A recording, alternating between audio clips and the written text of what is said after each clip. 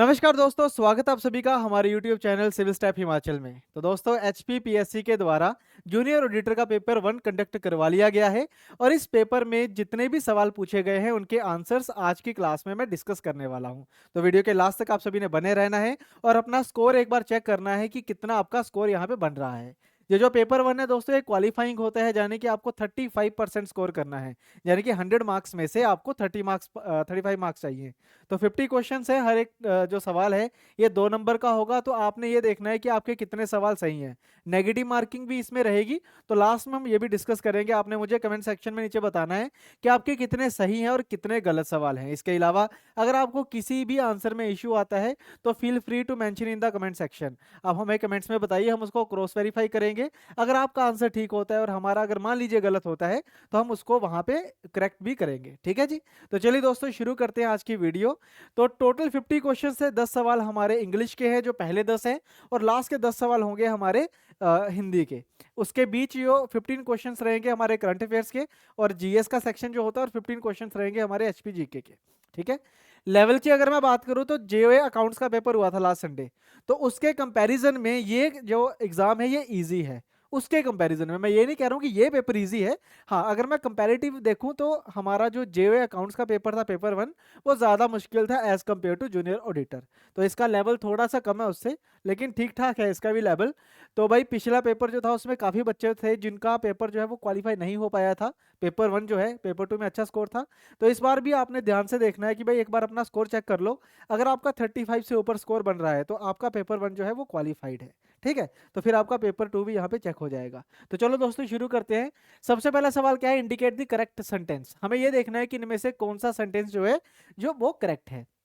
तो इस सवाल का जो आंसर रहेगा वो रहेगा हमारे पास ऑप्शन नंबर सी। ठीक है। Sushil always use to disagree with me. ठीक है, कि हमेशा ही वो मुझसे डिसएग्री रहता है सुशील। ठीक है। तो इसका आंसर जो होगा वो ऑप्शन नंबर सी रहेगा। ऐसे ही अगर हम बात करें सेकंड क्वेश्चन पे, तो सेकंड क्वेश्चन में क्या पूछा गया था कि change the following into passive voice. Active passive voice थे। ठीक है। तो क्या है हमारे पास? My father took me to a food car, कि मेरा फादर जो है वो मुझे फूड कार में लेके गया। ठीक है, लेके गया था, टुक सेकंड वर्ब है हमारे पास, तो पास्ट टेंस होगा।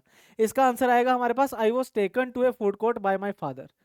तो वॉज वाला आंसर आएगा हमारे पास, ऑप्शन डी जो है वो इसका सही उत्तर रहेगा। ठीक है। उसके बाद आएगा हमारे पास ये थर्ड क्वेश्चन। थर्ड क्वेश्चन की अगर मैं बात करूं, क्या लिखा हुआ है कि change the following into the active voice. पहले पैसिव में कन्वर्ट करना था, अब एक्टिव में कन्वर्ट करना है। सवाल क्या था हमारे पास? Is the television being repaired properly by the engineers. ठीक है। तो इसका जो आंसर रहेगा that will be option number B, क्योंकि ये अगर आप देखोगे तो क्वेश्चन मार्क है, तो क्वेश्चन मार्क वाला ही हम देखेंगे। तो यहाँ पे लिखा हुआ है are the engineers repairing the television properly. तो ऑप्शन नंबर बी जो है वो इस सवाल का क्या रहेगा? सही उत्तर रहेगा। ठीक है। आप एक बार चेक करते जाना कि आपने क्या क्या आंसर किया है, अपने सेट के अकॉर्डिंगली आपने एक बार टिक कर लेना है। ठीक है। उसके बाद ऑप्शन नंबर 4, क्वेश्चन नंबर 4 की बात करते हैं। क्वेश्चन नंबर 4 में क्या कहा गया है कि चूज द करेक्ट सेंटेंस। इनमें से करेक्ट कौन सा है वो आपसे पूछा गया था। ठीक है। तो सेम ही है, सभी सेम है। इनमें से एक जो करेक्ट है उसके बारे में हमने चूज करना था। तो इसका जो आंसर रहेगा that will be option number B. Option number B इसका सही उत्तर रहेगा। ठीक है। Annie repeated this speech several times lest she should forget the details. ठीक है। लेस्ट के साथ शुड आता है वैसे। ठीक है। तो ये ऑप्शन नंबर बी जो है वो हमारा क्या रहेगा? करेक्ट आंसर रहेगा। उसके बाद आएगा क्वेश्चन नंबर 5। क्वेश्चन नंबर 5 की अगर हम बात करें तो उसमें कहा गया है कि इनकरेक्ट सेंटेंस बताना है कि कौन सा होगा इनमें से। क्वेश्चन नंबर 5 में से इनकरेक्ट जो है सेंटेंस वो क्या रहेगा? ठीक है। तो इसका बेटा जो आंसर रहेगा हमारे पास that will be option number D. इसका भी ऑप्शन नंबर डी रहेगा। एक बार मैं बता देता हूं आपको, ऑप्शन नंबर डी इसका करेक्ट आंसर होगा, यानी कि आंसर रहेगा I kept listening to his song although I wasn't interested. ठीक है। ऑप्शन नंबर डी जो है वो इसका करेक्ट आंसर रहेगा। उसके बाद आएगा क्वेश्चन नंबर 6। आप आंसर एक बार देखते रहिएगा दोस्तों, एक बार आप टिक करते रहिएगा। अपने आपका जो मेन पर्पस है अभी इस वीडियो को देखने के बाद वो ये है कि आपका कितना स्कोर बन रहा है। ठीक है। पेपर 1 आपका क्वालिफाई हो जाएगा, 35 मार्क्स चाहिए होंगे आपको, इजीली कर लोगे, मुझे आपसे पूरी आशा है ये। ठीक है ना। तो चलिए दोस्तों 6 क्वेश्चन की बात करें तो indicate the option which can substitute the underline segment. ठीक है। तो इसमें जो सवाल था हमारे पास, इसमें अंडरलाइन करना आई थिंक मैं भूल गया हूँ, मेरे ख्याल से ये वाला एरिया था अंडरलाइन वाला, बट इसका जो आंसर रहेगा that will be option number A, however I am interested. ठीक है, इस तरीके से होगा। तो इसका जो आंसर रहेगा that will be option number A. Next आएगा हमारे पास क्वेश्चन नंबर 7। क्वेश्चन नंबर 7 में आपसे क्या बोला गया है कि choose the correct indirect form of the following. अब डायरेक्ट इनडायरेक्ट की बात हो रखी है, ठीक है, डायरेक्ट इनडायरेक्ट वाली बात हो रखी है। तो इसमें क्या कहा गया है कि Arun said to the manager let me try once again, कि मुझे फिर से मतलब कोशिश करने दो, let me try once again. तो इसका जो इनडायरेक्ट फॉर्म रहेगा हमारे पास वो रहेगा option number B, Arun requested the manager to let him try once again. ठीक है, तो ऑप्शन नंबर बी रहेगा इस सवाल का हमारा सही उत्तर। क्लियर। नेक्स्ट देखो क्वेश्चन नंबर 8। क्वेश्चन नंबर 8 में आपसे क्या कह रहा है जी, यहाँ पे कि arrange the following jumbled parts into meaningful sentences. अब इसमें क्या है कि हमें क्या करना है कि ये जो 5 हमारे पास अलग अलग सेंटेंसेस है, हमें इनको आगे पीछे करके लिखना है इस तरीके से कि एक प्रॉपर लाइन हमारे पास बने। ठीक है, तो इसका आंसर रहेगा ऑप्शन नंबर डी 5 1 4 2 3। तो मैं एक बार करके देखता हूँ। ठीक है, his decision will pave the way for generic versions of the drug for kids in countries where affordability is a real challenge। ठीक है, तो इस तरीके से पूरी लाइन ड्रॉ होगी। तो ऑप्शन नंबर डी जो है वो इस सवाल का हमारा सही उत्तर होने वाला है। ठीक है जी। उसके बाद आएगा हमारे पास, इसमें एंटोनियम पूछा गया था, विपरीत शब्द पूछा गया था कि कौन सा रहेगा। ठीक है, डेसोलेट का विपरीत होगा हमारे पास पॉपुलस। ठीक है, उसके बाद आएगा क्वेश्चन नंबर 10 हमारे पास जी। इसमें क्या पूछा गया था, सिनोनिम। इसमें बोला गया परफिडियस का जो सिनोनिम होगा दैट विल बी ट्रीचैडियस। उसके बाद आएगा question number 11, option number B रहेगा इसका आंसर, 11th का ऑप्शन नंबर बी रहेगा। उसके बाद क्वेश्चन नंबर 11, अब यहाँ पे हमारे जो इंग्लिश के पार्ट है वो खत्म हो चुका है। अब क्वेश्चन नंबर 11 पे आएंगे हम। तो क्वेश्चन नंबर 11 में आपको क्या पूछा गया है कि identify the place where the Spiti river meets the Sutlej river in Himachal Pradesh from the following, कि स्पीति रिवर और सतलुज कहाँ पे मिलते हैं। ठीक है, कहाँ पे मिलते हैं। तो आंसर रहेगा इसका फिरनो, option number B, sorry option number C. इसका सी आएगा आंसर। 1 सेकेंड, इसका जो आंसर रहेगा वो सी रहेगा, नामगिया इसका आंसर रहेगा। ठीक है, ये आगे पीछे लिख दिया था गलती से, ऑप्शन नंबर सी रहेगा इसका आंसर। उसके बाद आएगा हमारे पास जी क्वेश्चन नंबर 12। क्वेश्चन नंबर 12 में क्या बोला गया है कि which of the following glacier is matched correctly with its district in Himachal Pradesh. Glacier और उनके डिस्ट्रिक्ट के बीच में करेक्ट कौन सा है। ठीक है जी, तो इसका जो आंसर रहेगा that is option number D, भागा, जो कि लाहौल स्पीति में है, लाहौल स्पीति डिस्ट्रिक्ट में है। ठीक है, उसके बाद आएगा क्वेश्चन नंबर 13। इसमें बोला गया है कि the Siraj valley is located in which district of Himachal Pradesh. Siraj valley जो है वो किस डिस्ट्रिक्ट में लोकेटेड है। Answer will be option number B, Kullu, Kullu में लोकेटेड है। ठीक है, उसके बाद आएगा हमारे पास क्वेश्चन नंबर 14। इसमें बोला गया है कि identify the following towns of district Kangra of Himachal Pradesh which has the largest female population as per census 2011, कि लार्जेस्ट जो फीमेल सेंसस था वो किस डिस्ट्रिक्ट अपना कांगड़ा के किस एरिया में था, किस टाउन में था। तो आंसर रहेगा हमारे पास Palampur, option number B answer रहेगा इसका पालमपुर। नेक्स्ट आएगा जी हमारे पास सवाल है question number 15। Before it's merger with Himachal Pradesh in 1966 the Nalagarh tehsil was a part of, जो नालागढ़ है it is a part of which of the following district. Nalagarh जो है वो किस डिस्ट्रिक्ट का पार्ट थी। तो नालागढ़ जो थी पहले अंबाला का पार्ट थी, तो ऑप्शन नंबर ए जो है वो इस सवाल का सही उत्तर होगा।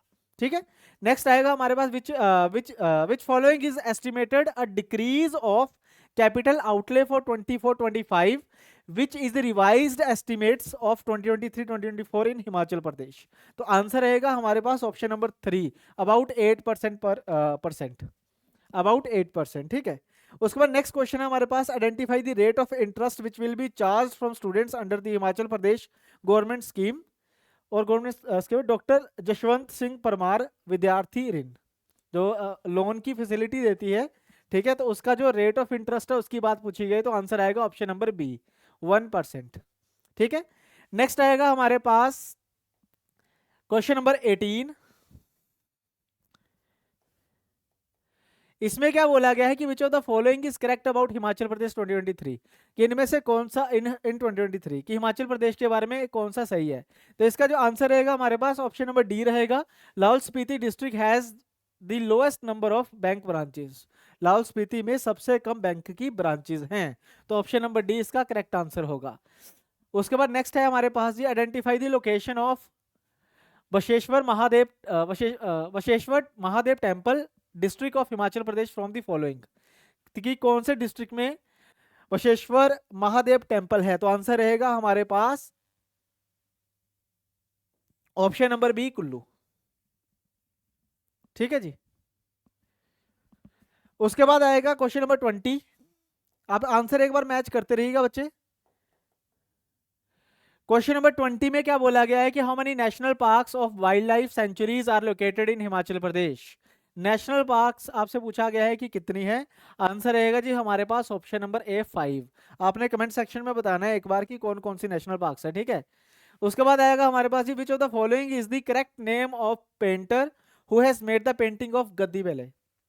तो आंसर रहेगा हमारे पास option number D, Shobha Singh. इसका आंसर रहेगा शोभा सिंह। नेक्स्ट आएगा क्वेश्चन नंबर 22। इसमें बोला गया है कि identify the number of herbal gardens in Himachal Pradesh up to 2023। Herbal gardens की बात हो रखी है कि कितने थे 2023 अप टू 2023, मतलब 2023 तक। तो आंसर रहेगा हमारे पास 4, ऑप्शन नंबर सी।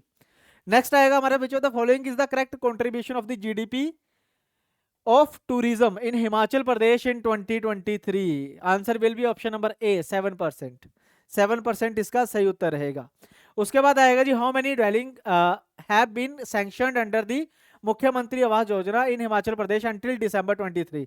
दिसंबर 2023 तक कितनी सैंक्शन की गई थी। Answer is 728, 728। Option number D रहेगा इस प्रश्न का सही उत्तर। उसके बाद आएगा क्वेश्चन नंबर 25। 25 में क्या कह रहा है कि identify the number of silver medals which Himachal Pradesh has one in Khelo India. Silver medals की बात हो रखी है, तो खेलो इंडिया में कितने सिल्वर मेडल जीते हैं हिमाचल प्रदेश ने। आई थिंक 5 है इसका आंसर, है ना। हाँ जी बिल्कुल जी, 5 सिल्वर मेडल्स हैं। ऑप्शन नंबर बी इसका करेक्ट आंसर है। उसके बाद आएगा हमारे पास जी, who forms the who form the following, who was the speaker of Lok Sabha फ्रॉम 2009 टू 2014। हाँ जी, 2009 से लेकर 2014 तक स्पीकर कौन थे। ठीक है, मीरा कुमार, ठीक है, मिसिस मीरा कुमार थे थी इनकी स्पीकर। उसके बाद आएगी हमारे पास दी प्रधानमंत्री ग्राम सड़क योजना was launched by government of India in, कौन से साल में प्रधानमंत्री ग्राम सड़क योजना का इनॉग्रेशन हुआ था या लॉन्च हुई थी। तो आंसर आएगा 2000, सन 2000। ठीक है। उसके बाद आएगा हमारे पास, consider the following about West Bengal. West Bengal के बारे में बताओ क्या सही है।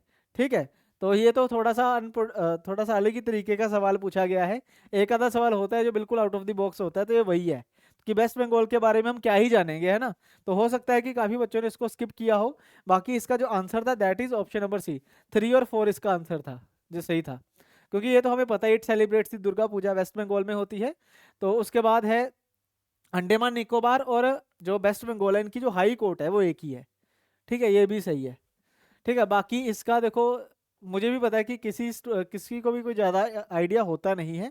बाकी agriculture accounts for 30% of its GDP, ये तो वैसे ही गलत ही लग रहा है। ठीक है ना, the area under agriculture is 45% of geographical area, मुझे ये भी थोड़ा गलत ही लग रहा है।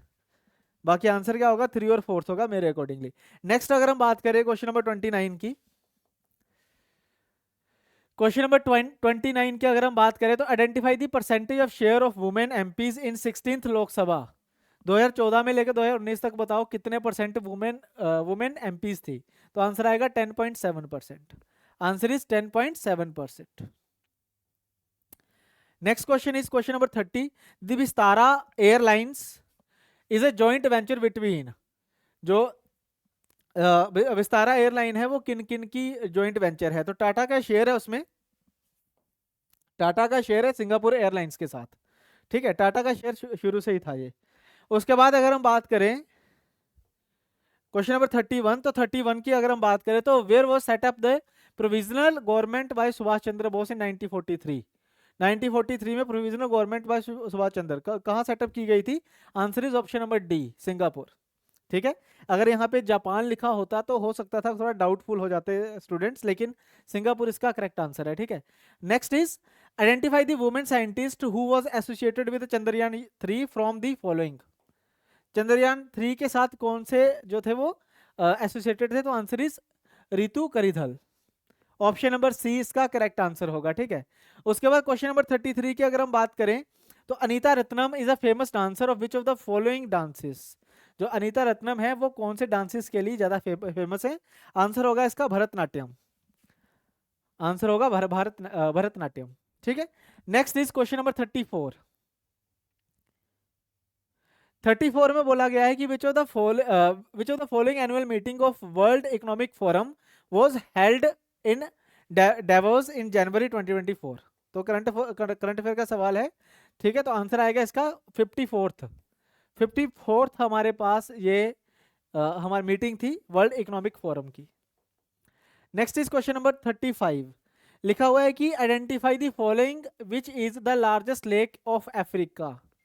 अफ्रीका की सबसे बड़ी लेक कौन सी है जी? ठीक है, चड, और ऑप्शंस की अगर हम एक्सप्लोर करें तो 1 सेकेंड, विक्टोरिया, टंगाइका, नाइस। तो आंसर आएगा ऑप्शन नंबर बी, विक्टोरिया। ठीक है, उसके बाद आता है हमारे पास who is Simon steel.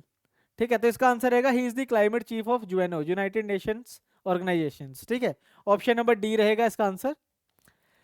Next question is identify the place where the secretariat of the SAARC is located. ये थोड़ा इजी था, आई थिंक सबने किया होगा ये तो, है ना। इसका आंसर रहेगा काठमांडू, नेपाल। नेपाल में है सेक्रेटेरिएट सार्क का, साउथ एशियन एसोसिएशन है for regional cooperation. Next question है हमारे पास कि in which year Olympic games the Olympic song was taken the first time. तो 1924 के समर ओलंपिक्स में पहली बार करा गया था इसको इंट्रोड्यूस, 1924 के समर ओलंपिक्स में। ठीक है, उसके बाद 39th क्वेश्चन आता है हमारे पास कि in which article of UNO the security council has the veto power.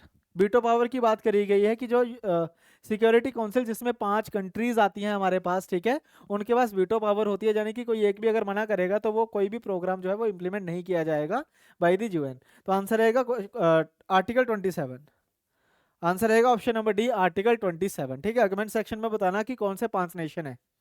ठीक है, परमानेंट नेशंस 5 है ना, कौन से 5 है? और एक और सवाल भी बनता है कि 5P+1, 5 परमानेंट मेंबर और +1 बोलते हैं, तो ये +1 कौन है ये भी बताओ। ठीक है, जो परमानेंट मेंबर नहीं है लेकिन उसको +1 बोला जाता है, कौन सी कंट्री है ये भी आपने बताना है। ठीक है, 5P+1। नेक्स्ट देखो क्वेश्चन नंबर 40, इसमें क्या बोला गया है कि identify the date and month of human right day.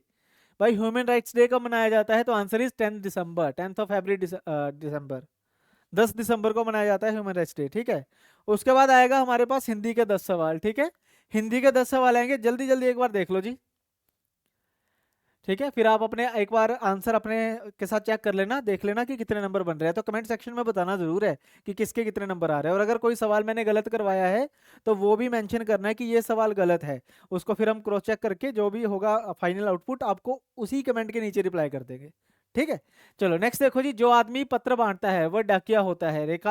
रेखाकित उपवाक्य का प्रकार है, कौन सी प्रकार का है? ये है हमारे पास विशेषण उपवाक्य, इसकी विशेषता है ना कि वो पत्र बांटता है। ठीक है, उसके बाद अभी आंसर बता रहा हूं मैं आपको सीधा सीधा। क्वेश्चन नंबर 42 जो है, क्वेश्चन नंबर 42 जो है हमारे पास, इसका आंसर रहेगा ऑप्शन नंबर डी, जटिल वाक्य।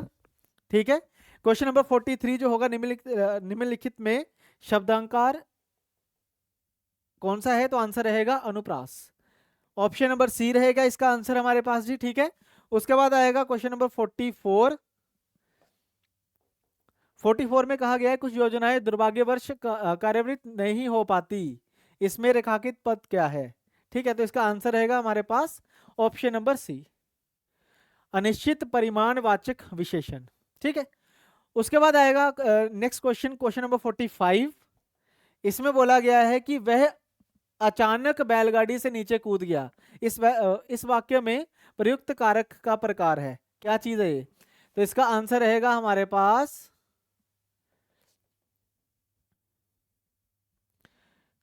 अपादान। ठीक है, ऑप्शन नंबर सी रहेगा इस सवाल का सही उत्तर। ठीक है, उसके बाद आएगा क्वेश्चन नंबर 46।